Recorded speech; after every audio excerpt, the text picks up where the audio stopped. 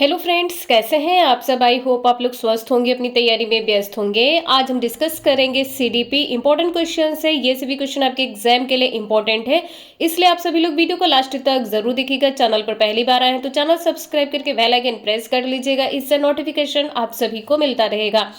तो चलिए स्टार्ट करते हैं। क्वेश्चन फर्स्ट यहाँ पर दिया है, शिक्षा में मनोविज्ञान की सर्वाधिक महत्वपूर्ण उपयोगिता है कि यह। आंसर यहाँ पर आपका क्या सही होगा। देखिए, जो मानव विज्ञान है इसमें किसका अध्ययन किया जाता है?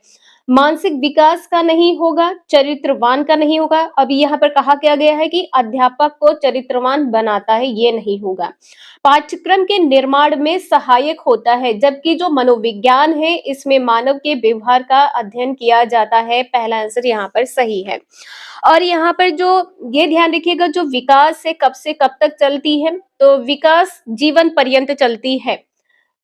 गर्भाधान से लेकर जीवन पर्यंत तक, गर्भाधान से लेकर जीवन पर्यंत तक, जब तक जीवन है तब तक यहाँ पर विकास होता रहेगा।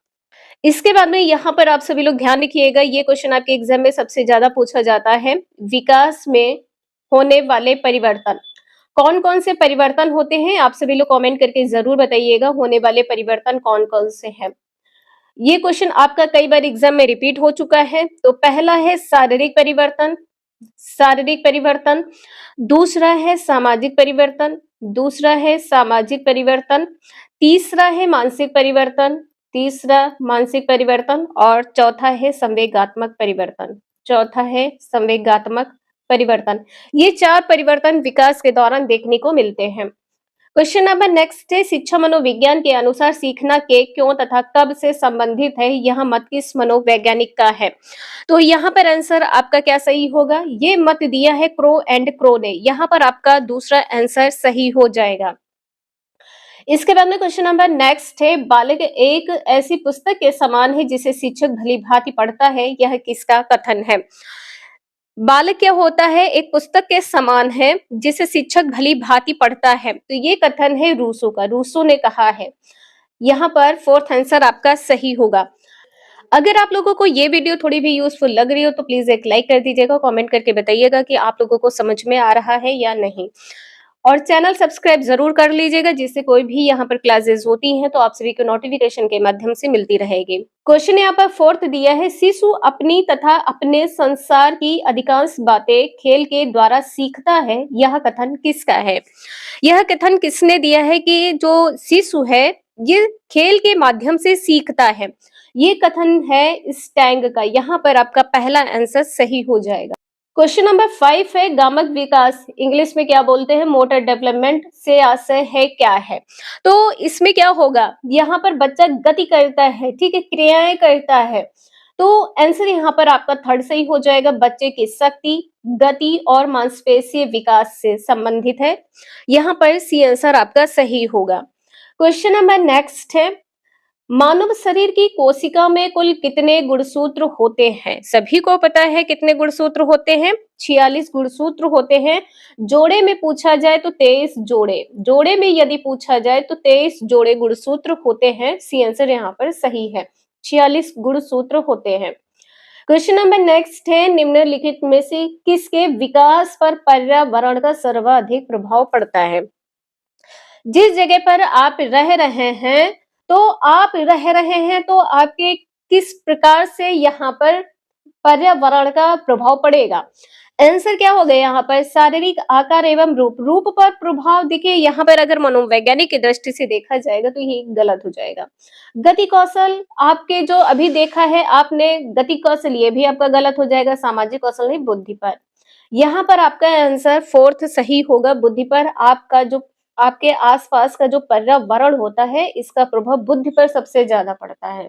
डी आंसर सही है। क्वेश्चन नंबर नेक्स्ट है, शिक्षा मनोविज्ञान अध्यापकों के निर्माण की आधारशिला है, यह कथन है किसका? यह कथन किसने दिया है? ये दिया है चार्ल्स स्किनर ने। यहाँ पर आपका पहला आंसर सही हो जाएगा, चार्ल्स स्किनर का कथन है। इसके बाद में क्वेश्चन नंबर नेक्स्ट है, मनोविज्ञान शिक्षा का आधारभूत विज्ञान है, ये कथन किसका है? तो यहाँ पर हो जाएगा स्किनर, यहाँ पर भी स्किनर हो जाएगा। आंसर आपका सी सही है।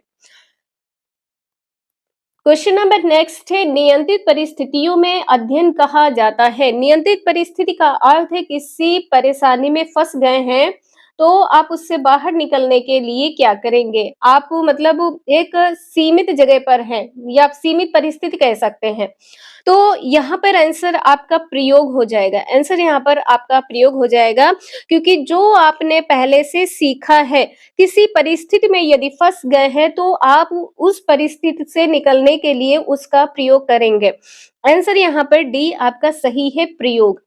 क्वेश्चन नंबर नेक्स्ट है, दो बच्चे एक ही साल यानी कि वर्ष के एक ही महीने में पैदा हुए हैं, उनमें कौन सी समानता होनी चाहिए। पहले ही आपको यहाँ पर बता दिया गया है कि दो बच्चे हैं जो एक ही साल में एक ही महीने में पैदा हुए हैं, तो जब एक महीने में पैदा हुए हैं तो क्या हो गया, यहाँ पर उनकी वास्तविक आयु हो जाएगी। आंसर यहाँ पर आपका सी सही हो जाएगा, उनकी वास्तविक आयु। मानसिक आयु यहाँ पर होगी नहीं। मानसिक आयु मान लीजिए किसी की 80 है तो किसी की 60 है। बुद्धि लब्धि परसेंटेज में यहाँ पर किसी की 60% है, किसी की 70% है। परिपक्वता की मात्रा भी नहीं है। सी आंसर सही है। नेक्स्ट है, शिशु में निम्नांकित में से किसकी प्रधानता होती है। जब बालक छोटा होता है तो इसमें किसकी प्रधानता देखने को मिलती है। तो बच्चा क्या करता है, स्वयं से प्रेम करता है, कल्पनाशीलता होती है, अनुकरण करता है। यहाँ पर डी आंसर सही हो जाएगा, उपर्युक्त सभी के। किसी क्वेश्चन में कोई डाउट हो तो प्लीज आप सभी लोग कमेंट करके जरूर पूछ लीजिएगा। क्वेश्चन नंबर 13 है, विकास एक लगातार और धीरे धीरे होने वाली प्रक्रिया है, यह कथन किसका है। किसने कहा है कि जो विकास है वो लगातार होती है लेकिन धीरे धीरे होती है। यहाँ पर स्किनर का कथन है, पहला आंसर आपका सही होगा। क्वेश्चन नंबर नेक्स्ट है, वृद्धि की सीमा तय होती है। वृद्धि की जो सीमा है किस प्रकार से तय होती है, तो प्राणी के आंतरिक कारकों से प्रभावित होती है और पोषण एवं अभ्यास से। तो यहाँ पर उपर्युक्त दोनों सही हो जाएगा, सी आंसर यहाँ पर सही है। क्वेश्चन नंबर 15 है, गर्भावस्था से परिपक्वता तक होने वाले भौतिक परिवर्तनों को कहा जाता है क्या। भौतिक परिवर्तन को कहा जाता है वृद्धि। यहाँ पर आंसर पहला सही है, वृद्धि कहा जाता है। और विकास के दौरान होने वाले परिवर्तन कौन कौन से हैं, तो विकास में आपका आकार होता है, आकार में परिवर्तन, अनुपात में परिवर्तन, अनुपात में परिवर्तन, पुराने लक्षणों में परिवर्तन। आप कुछ नया सीखने लगते हैं तो इसमें पुराने लक्षणों में परिवर्तन देखने को मिलता है, और साथ में नवीन लक्षणों में परिवर्तन। ये परिवर्तन आप सभी को विकास के अंतर्गत देखने को मिलते हैं, इसे आप सभी लोग ध्यान रखिएगा। और जो विकास से दो कारकों पर निर्भर करता है, एक तो आप सभी का वंशानुक्रम है, दूसरा आपका वातावरण है। क्वेश्चन नंबर नेक्स्ट है, आधुनिक शिक्षा की प्रमुख मनोवैज्ञानिक विशेषता क्या है। आधुनिक की पूछा है तो आधुनिक में क्या होगा, पुस्तकीय ज्ञान। आंसर यहाँ पर आप सभी का भी सही हो जाएगा, पुस्तकीय ज्ञान। इसके बाद में क्वेश्चन नंबर 17 है, शिक्षा मनोविज्ञान की जो लोकप्रिय विधि है ये क्या है। तो लोकप्रिय विधि प्रयोगात्मक विधि है। आंसर आपका यहाँ पर डी सही है, प्रयोगात्मक विधि। नेक्स्ट है, शिक्षा मनोविज्ञान की आत्मनिष्ठ विधि कौन सी है। आत्मनिष्ठ यहाँ पर अंतरदर्शन हो जाएगा। आंसर यहाँ पर आपका सी सही है, अंतरदर्शन विधि है। क्वेश्चन नंबर नेक्स्ट है, विकास की दृष्टि से जीवन का आधारिक अवस्था डैश से क्या है। तो आधारिक अवस्था यहाँ पर शैशवावस्था हो जाएगी। आंसर यहाँ पर आपका बी सही है। तो क्वेश्चन यहाँ पर दिया है कि बाल्यावस्था को जीवन का अनोखा काल कहा जाता है। क्यों कहा जाता है, क्योंकि इसमें जो बालक के अनेक परिवर्तन देखने को मिलते हैं। बाल्यावस्था में बालक के अनेक परिवर्तन होते हैं। बाल्यावस्था की आयु कब से कब तक मानी जाती है, 6 से 11 या 12 वर्ष मानी जाती है। और बाल्यावस्था को क्या कहते हैं, तो इसको प्रारंभिक स्कूल की आयु कहते हैं। ये क्वेश्चन आपका पूछा गया है तो ध्यान रखिएगा, वेरी वेरी मोस्ट इंपॉर्टेंट है। प्रारंभिक स्कूल की आयु, प्रारंभिक स्कूल की आयु कहते हैं। और क्या कहते हैं, चुस्ती की आयु, चुस्ती की आयु भी कहते हैं। और इसको अन्य किस नाम से जाना जाता है, तो गंदी आयु के नाम से भी जाना जाता है, गंदी आयु के नाम से भी जाना जाता है। और इसमें बालक क्या करता है, तो समूह में रहना पसंद करता है, इसको समूह आयु भी कहते हैं। और इस आयु को नैतिक विकास की आयु भी कहते हैं। नैतिक विकास की आयु कहते हैं। ये 4 पॉइंट जो हैं आपके एग्जाम के लिए वेरी वेरी मोस्ट इंपॉर्टेंट है, तो इन्हें जरूर ध्यान रखिएगा। इसको जो बाल्यावस्था है, इसको प्रारंभिक स्कूल की आयु कहते हैं, इसको चुस्ती की आयु कहते हैं, इसको गंदी आयु कहते हैं, इसको समूह की आयु कहते हैं और नैतिक विकास की आयु कहते हैं। और यदि आपसे ये पूछा जाए एकाकी जीवन किसको अप्रिय लगता है? एकाकी जीवन अप्रिय लगता है किस अवस्था के बालकों को? तो जो बाल्यावस्था के बालक होते हैं, इनको एकाकी जीवन अप्रिय लगता है। नेक्स्ट है प्रेरणा सामान्य क्रियाकलापों का प्रभाव है जो व्यक्ति के व्यवहार में एक उचित मार्ग पर हो जाती है, यह कथन है। तो यह कथन किसका है? गुड का कथन है। आंसर यहाँ पर बी सही हो जाएगा, गुड का कथन है। क्वेश्चन नेक्स्ट है बाल मनोविज्ञान बच्चों के विकास का अध्ययन करता है। तो बाल मनोविज्ञान में क्या होता है, कब से कब तक के बालक का अध्ययन किया जाता है? इसमें जन्म से किशोरावस्था तक के बालकों का अध्ययन किया जाता है। यहाँ पर बी आंसर आपका सही होगा। और विकास में किस प्रकार के परिवर्तन होते हैं? विकास में गुणात्मक परिवर्तन होते हैं। विकास में किस प्रकार के परिवर्तन होते हैं? तो गुणात्मक परिवर्तन होते हैं। और विकास किस प्रकार की श्रृंखला है? तो क्रमिक परिवर्तन श्रृंखला है। विकास किस प्रकार की श्रृंखला है? क्रमिक परिवर्तनों की श्रृंखला है। क्रमिक परिवर्तनों की श्रृंखला है। वेरी वेरी मोस्ट इंपॉर्टेंट है, तो आप सभी लोग वीडियो को स्किप मत करिएगा। एग्जाम में 100% क्वेश्चन यहाँ से पूछे जाएंगे। नेक्स्ट है सफल शिक्षक वही है जो बच्चों के विषय में क्या हो। तो देखिए यहाँ पर जो कहा गया है कम जानकारी रखता है, ये गलत हो जाएगा। अधूरी जानकारी रखता है, ये भी गलत हो जाएगा। तो सही क्या होगा? संपूर्ण जानकारी रखता है। एक सफल शिक्षक तभी माना जाता है जब वो बच्चों के बारे में संपूर्ण जानकारी रखता हो कि बच्चे किस प्रकार से पढ़ते हैं, बच्चों को क्या चीजें समझ में आती हैं, बच्चों को कहाँ पर नहीं समझ में आता है। तो संपूर्ण जानकारी आंसर सही होगा। नेक्स्ट है बाल्यकालीन शिक्षा की जानकारी हमें कहाँ से मिलती है? तो जो बाल्यकालीन शिक्षा है, समाजशास्त्र तो होगा नहीं, तर्कशास्त्र भी नहीं है, तो सी आंसर सही हो जाएगा मनोविज्ञान के द्वारा। यहाँ पर सी आंसर सही है। नेक्स्ट है बाल विकास की अवस्थाएं होती हैं कितने? तो बाल विकास की जो अवस्थाएं हैं ये 3 होती हैं। यहाँ पर पहला आंसर सही है, 3 अवस्थाएं होती हैं। कौन कौन सी 3 अवस्थाएं होती हैं? तो पहला है शैशवावस्था, दूसरा है बाल्यावस्था, दूसरा है बाल्यावस्था, तीसरा है किशोरावस्था। तीसरा है किशोरावस्था। ये 3 अवस्थाएं होती हैं। अगर इस क्वेश्चन में आप लोगों को थोड़ा भी डाउट हो तो प्लीज आप सभी लोग कमेंट करके जरूर पूछ लीजिएगा। जो शैशवावस्था होती है ये कब से कब तक मानी जाती है? तो 0 से 5 वर्ष मानी जाती है। 0 से 5 वर्ष मानी जाती है। इसके बाद में जो बाल्यावस्था है ये 6 से 11 वर्ष मानी जाती है।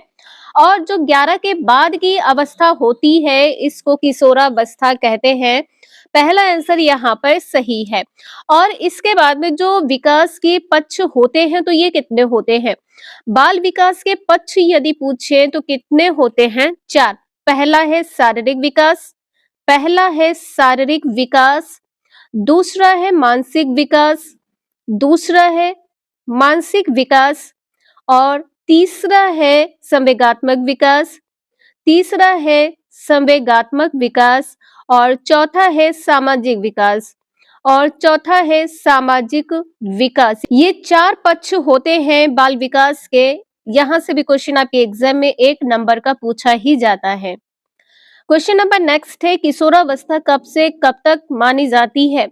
जो किशोरावस्था है 11 वर्ष से 18 वर्ष मानी जाती है। यहाँ पर बी आंसर सही हो जाएगा, 11 वर्ष से 18 वर्ष की अवस्था। अब यहाँ पर किशोरावस्था है तो आप लोग इसके बारे में जरूर ध्यान रखिएगा। इस अवस्था को क्या कहते हैं? विषम लिंगी अवस्था कहते हैं।